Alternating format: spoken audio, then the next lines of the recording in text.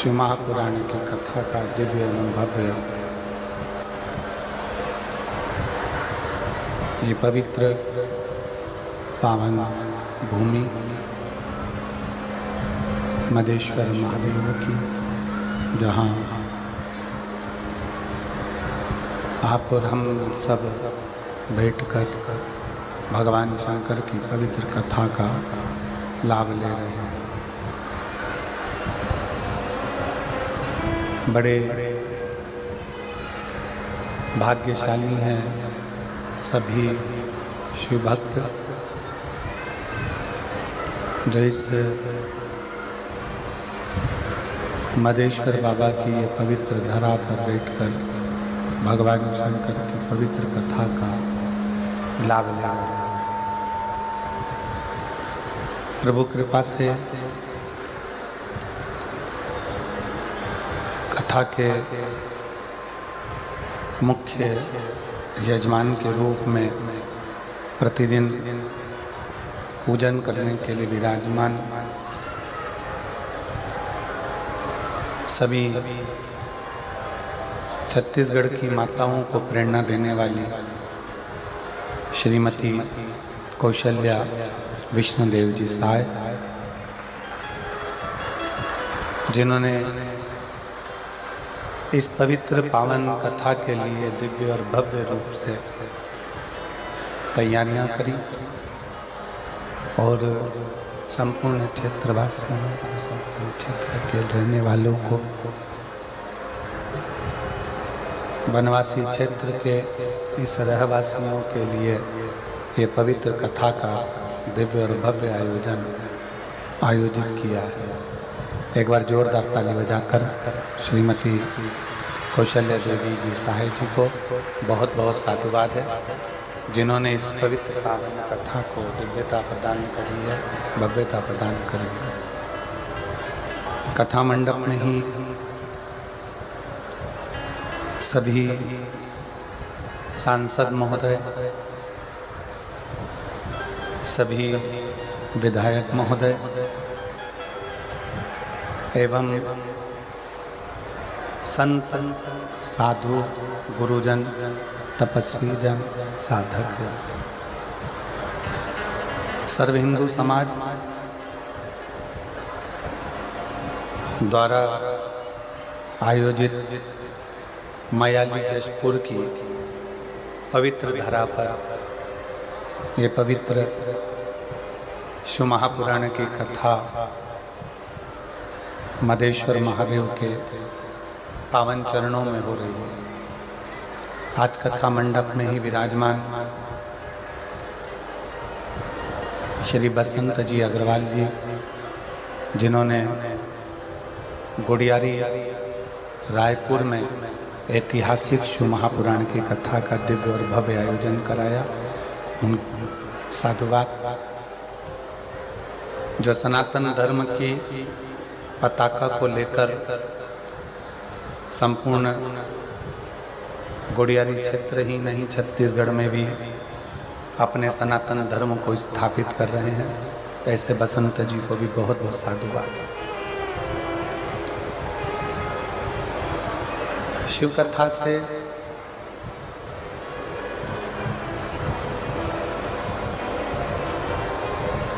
आपको और हमको प्राप्त क्या होता है?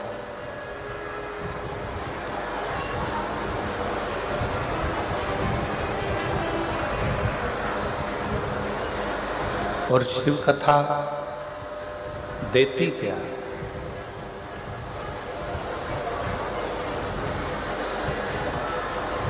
शिव महापुराण की कथा हमें प्रदान क्या करती है?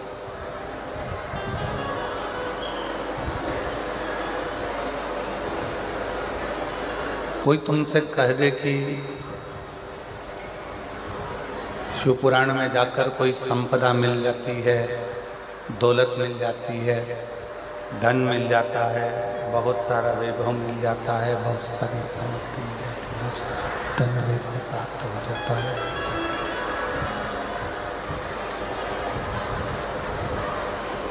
तो ये ना मानिएगा।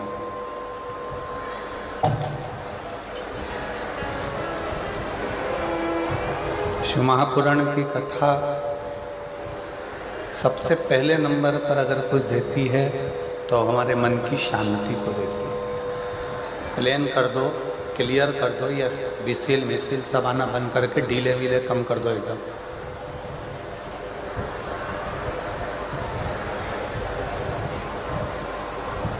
महापुराण की कथा एक हृदय की शांति को, मन की शांति को प्रदान करते हैं।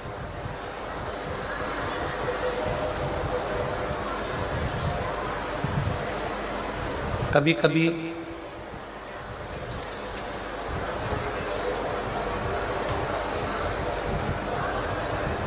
विचार करिएगा, कई लोगों के मन में एक प्रश्न खड़ा हो जाता है कि हमने इतनी सारी पुराणें सुनी,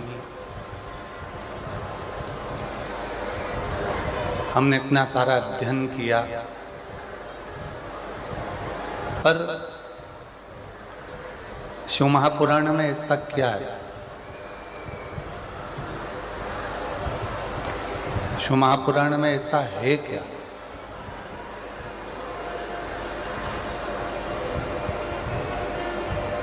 कि जो कथा के मंडप में जाता है, जो कथा को श्रवण करने के लिए जाता है, जो कथा सुनने के लिए जाता है, और मेरा देव अधिदेव महादेव उसकी झोली खुशियों से भर देता है।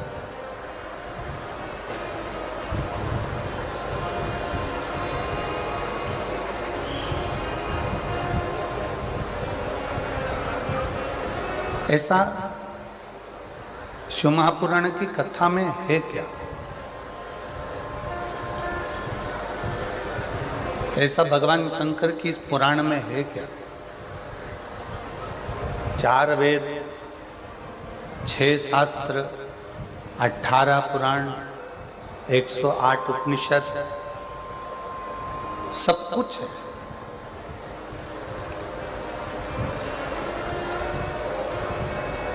चार वेद भी हैं, 6 शास्त्र भी हैं, 18 पुराण भी है, 108 उपनिषद भी हैं, सब कुछ है। पर इन सबके होते हुए शिव महापुराण का पंडाल, शिव महापुराण की कथा, शिव महापुराण का चरित्र, शिव महापुराण की कथा में ऐसा क्या है कि भगवान शंकर 3 महीने में मन की मुराद पूर्ण कर देता है और लोगों की झोलियां खुशियों से भर देता है क्या?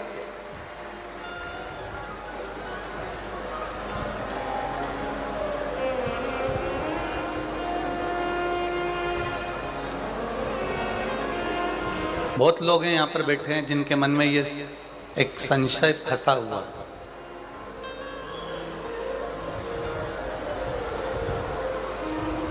बहुत सारे शिव भक्त आस्था चैनल के माध्यम से, फेसबुक यूट्यूब के माध्यम से कथा को सुन रहे हैं, उनके मन में भी ये संशय फंसा है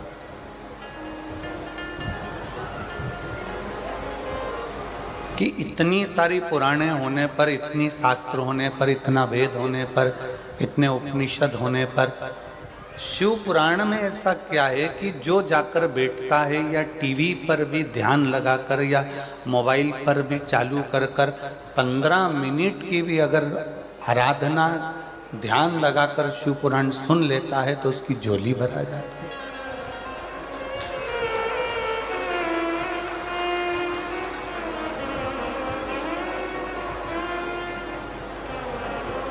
और ये केवल आप लोगों के मन का संशय नहीं, पूरे भारत की भूमि ही नहीं, देश विदेश में भी ये संशय है कि हमने इतनी पुराण, कई भागवत भी सुनी है, रामायण भी सुनी है, विष्णु पुराण भी सुनी है, नर्मदा पुराण भी सुनी है, लिंग पुराण भी सुनी है, नारद पुराण भी सुनी है, भविष्य पुराण भी सुनी है, गरुड़ पुराण भी सुनी है, हमने सारी कुर्म पुराण भी सुनी है, हमने ब्रह्म विवर्त पुराण भी सुनी है, हमने सारी पुराणों को सुना, पर ये शिव महापुराण की कथा में ऐसा क्या है?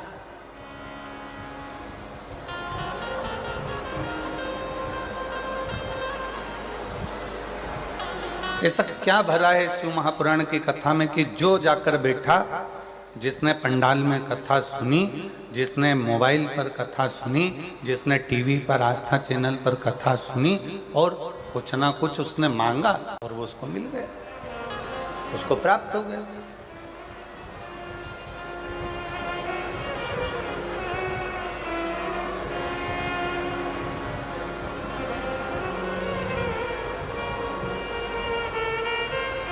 चार वेद, 6 शास्त्र, 18 पुराण, 108 उपनिषद, सब में सब कुछ है। सारा जीवन का सार भरा पड़ा है, परमात्मा की अविरल भक्ति भरी पड़ी। पर शिव महापुराण क्या दे रही है? ये इतने भक्तों का सैलाब, इतने शिव भक्त लगातार कई सालों से लगातार शिव की कथा सुनते हैं, मांगते हैं, झोली पसार कर लेते हैं और चले जाते हैं और फिर वापिस कथा में आ जाते हैं कि मेरे बाबा ने मुझे झोली भर कर फिर दे दिया, मेरे बाबा ने फिर प्रदान कर दिया, मेरे बाबा ने मुझे सब कुछ दे दिया, फिर आ जाते।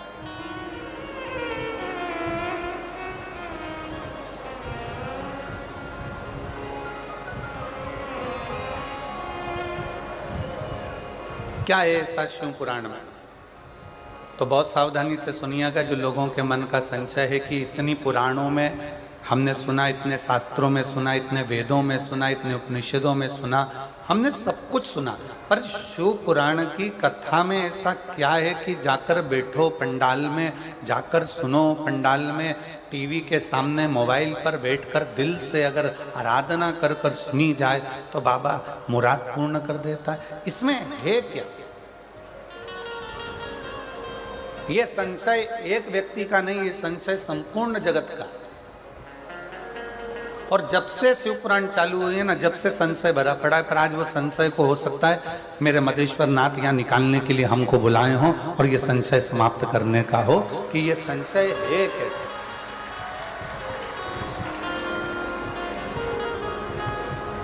और आज अगर वो प्रसंग निकला है तो बड़े सावधानी से सुनिएगा। चारों वेद, 6 शास्त्र, 18 ही पुराण, सारे उपनिषद, किसी में भी, किसी के अंतर्गत भी विराम का जब समय आया है, पुराण का जब विराम हुआ, जैसे भगवान कृष्ण की श्रीमद् भागवत का विराम हुआ, रामचरितमानस का विराम हुआ, विष्णु पुराण का विराम हुआ, अग्नि पुराण का विराम हुआ, नर्मदा पुराण का विराम हुआ, लिंग पुराण का विराम हुआ, नारद पुराण का विराम हुआ। किसी पुराण में भगवान ने आकर दुख मिटाने का बात नहीं कही। केवल एक शिव महापुराण की कथा ऐसी है जिसमें तुमरुका जी चंचुला देवी को कथा श्रवण करा रहे हैं और उसके यजमान स्वयं ईश्वर जी और गोरा जी अर्थात भगवान शंकर और पार्वती इस शिव महापुराण के यजमान बने हैं। अब यजमान का काम क्या है? यहाँ दिनेश जी ने कथा कराई, यहाँ बसंत जी ने कथा कराई, यहाँ पर हमारे माननीय मुख्यमंत्री जी की धर्मपत्नी भी बैठी हुई हैं, श्रीमती कौशल्या देवी सहाय जी भी बैठी हुई हैं, यहाँ पर बहुत सारे जिन्होंने पूर्व में कथाएं कराई हैं वो भी बैठे हुए हैं। तो यजमान का मतलब क्या? यजमान कौन? तो कहा यजमान कौन? तो कहा यजमान शिव पुराण का, भागवत जी का यजमान राजा परीक्षित है, रामचरितमानस का यजमान काशी नरेश है। सारे पुराणों का कोई ना कोई यजमान है, पर शिव महापुराण का यजमान कोई मनुष्य नहीं है। शिव महापुराण का यजमान स्वयं शंकर और पार्वती है, स्वयं शिव और पार्वती।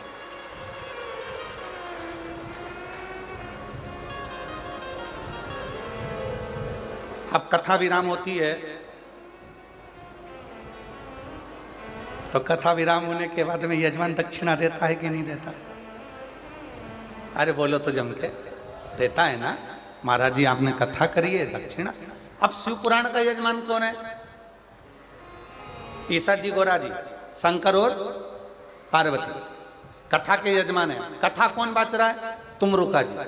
अब तुमरुका जी ने जैसे ही कथा विराम ली और शंकर पार्वती जी ने पूछा आपने हमको इतनी कथा सुनाई है, अब आप दक्षिणा बोलो कि तुमको दक्षिणा क्या चाहिए। तो तुमरुका जी कहते हैं, भोले बाबा अगर दक्षिणा में देना चाहते हो तो इतनी कृपा करना, ये शिव महापुराण की कथा जो सुनने के लिए पंडाल में आ जाए उसके घर पर पहुंचकर उसके दुखड़े काट देना, बस इतनी दक्षिणा।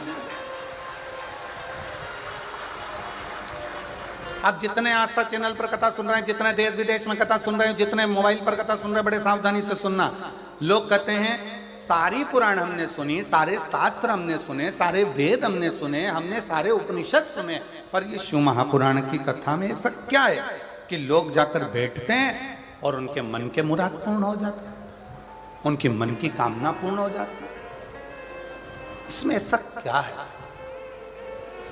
किसी पुराण में भगवान ने वचन नहीं दिया, केवल एक शिव महापुराण 18 पुराण में से ऐसी है जिसमें शंकर भगवान तुमरुका जी को वचन देते हैं, सुनो तुमरुका, कलिकाल में, कलयुग में देवता हो, असुर हो, राक्षस हो, किन्नर हो, गंधर्व हो, मनुष्य हो, पशु हो, पक्षी हो, जलचर हो, थलचर हो, इस शिव महापुराण की कथा को जो पंडाल में बैठकर श्रवण करेगा या किसी भी माध्यम से कहीं पर भी बैठकर मेरी इस पवित्र कथा को सुनेगा, फिर उसके घर की, उसकी जवाबदारी मेरी होगी और उसका कष्ट मिटाने की जवाबदारी मेरी होगी। मैं ये वचन देता हूं, ये मैं वचन देता हूं आपको।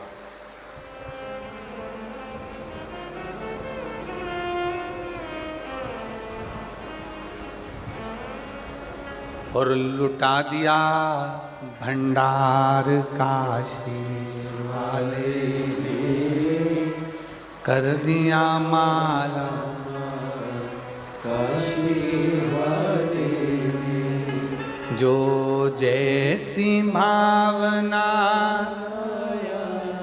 वो वैसा ही फल पाया, जो जैसी भावना वो वैसा ही फल पाया, नहीं खाली उसे लौटाया, वो मन ही मन हर्षाया, नहीं खाली उसे लौटाया, वो मन ही मन हर्षाया, और कर दिया माला माल काशी वाले ने, लुटा दिया भंडार काशी वाले ने। भले 4 वेद हों, भले 6 शास्त्र हों, भले 18 पुराण हो, भले 108 उपनिषद हों, पर इन सभी में भगवान ने वचन नहीं दिया है। केवल एक शिव महापुराण की कथा ऐसी है जिसमें शंकर जी ने वचन दिया है कि जो शिव महापुराण की कथा को दिल लगाकर, हृदय से, भाव से शिव पुराण को मेरा ही स्वरूप मानकर जो सुनता है, शंकर कहते हैं उसके दुखड़ों को समाप्त करने की जवाबदारी मेरी है, क्योंकि मैं कली काल में, संसार में, मृत्यु लोक में मैं विराजमान, ब्रह्मा ब्रह्म लोक में, भगवान विष्णु वैकुंठ लोक में, पर मेरे देव अधिदेव महादेव इस मृत्यु लोक के देव, पृथ्वी के।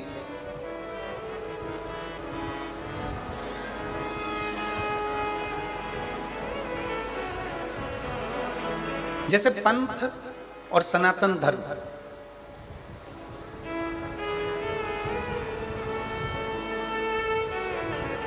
पंथ और सनातन धर्म दोनों में जमीन आसमान का अंतर।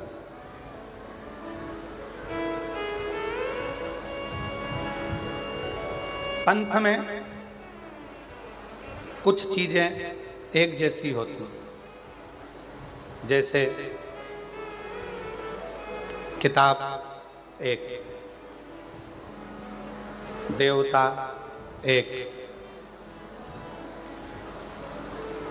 पूजन स्थल एक,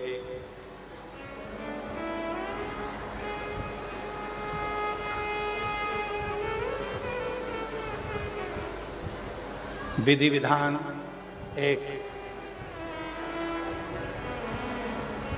पंथ में और सनातन धर्म में बहुत अंतर। पंथ में कुछ चीजें एक जैसी होती है, पुस्तक एक होती है, पैगंबर एक होता है, पद्धति एक होती है, पूजा स्थल एक होता है, देवता एक होता है, ये सब चीजें पंथ में एक होती है। आप दूसरे धर्म देख लीजिए, दूसरे पंथ देख लीजिए, सभी पंथ में आपको एक पुस्तक मिलेगी। मुस्लिम संप्रदाय को देखोगे तो उसमें कुरान मिल जाएगा, क्रिश्चियन धर्म को देखोगे तो उसमें बाइबल मिल जाएगा, किसी और अन्य धर्म में देखोगे तो एक पुस्तक मिलेगी। उसी तरह इनका देव भी एक ही रहेगा, इनका देव भी एक है, इनका पूजन स्थल भी एक जैसा ही होगा, एक ही होगा, इनकी पद्धति भी एक होगी, इनका पूजन करने का पद्धति भी एक होगी। जो एक पर टिक कर करें वो पंथ है, और हमारा जो सनातन धर्म है वो एक पर नहीं, हमारा सनातन धर्म जिसमें देवता भी 33 कोटि हैं, तो पद्धतियां भी अलग अलग हैं, और देवालय शिवालय भी अलग अलग हैं, और हमारा पूजन करने का नियम और पद्धति भी कोई यज्ञ से, कोई अनुष्ठान से, कोई वेद से, कोई पुराण से, कोई तप से, कोई साधना से, सब अलग है, सब अलग। पंथ में एक पुस्तक होती है, पर सनातन धर्म में एक पुस्तक नहीं। सनातन धर्म में तो 4 वेद, 6 शास्त्र, 18 पुराण, 108 उपनिषद जैसे हमारे शास्त्रों से भरा हुआ ये सनातन धर्म होता है, ये सनातन धर्म।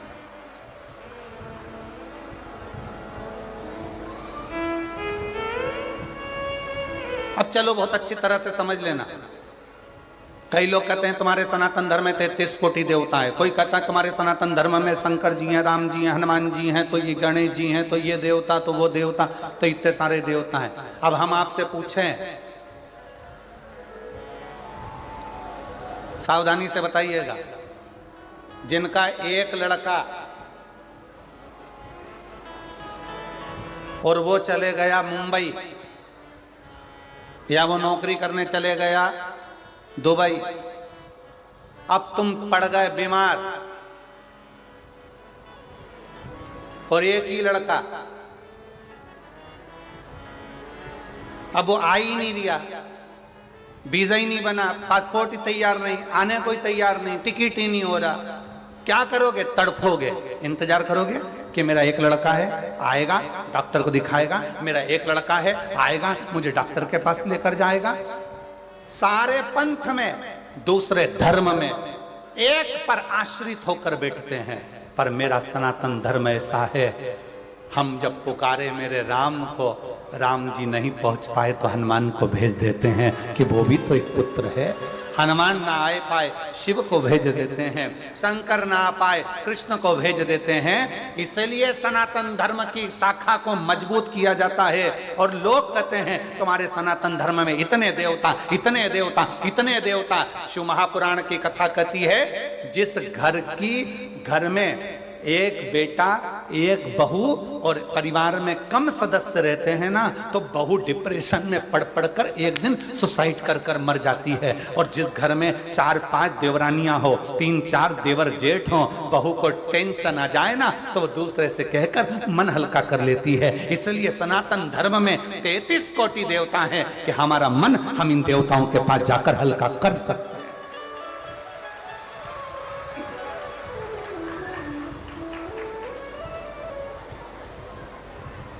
कोई तुमसे कह दे हमारे धर्म में आ जाओ, कोई कह दे तुम हमारे पंथ में आ जाओ, कोई कह दे तुम हमारे धर्म अपना लो, उनसे कह देना तुम्हारे यहाँ है ही क्या, एक, और हमारे यहाँ भरा पड़ा है 33 कोटि देवताओं से पूरा अंबा।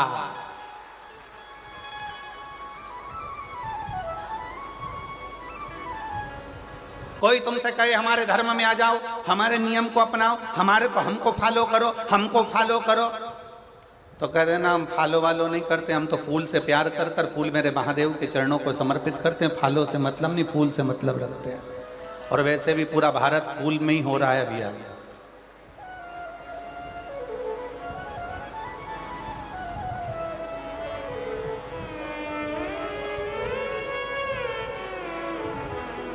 और फिर मेरा निवेदन है मेरे सनातनियों से, मेरे हिंदू भाई बहनों से, मेरे सनातन धर्म के सभी भक्तों से निवेदन इसलिए कहते हैं घर में कम से कम 2, 3, 4 छोरा छोरी होना चाहिए,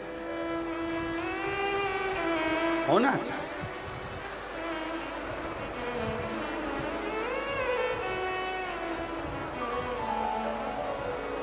अब कई लोग पर एक सबसे ज्यादा दिक्कत मीडिया वाले हमसे प्रश्न करते हैं, गुरुजी तुमने तो कह दिया कि 3, 4 बच्चे होना चाहिए, इनका पेट कौन भरेगा?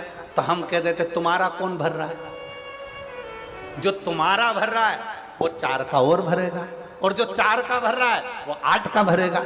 बस इतना याद रखो, सरकारी गोडाउन को भरने की जवाबदारी तुम्हारी है, वेयर हाउस को भरने की जवाबदारी तुम्हारी है, पर किसी के पेट को भरने की जवाबदारी तुम्हारी नहीं, उस देवाधिदेव महादेव की।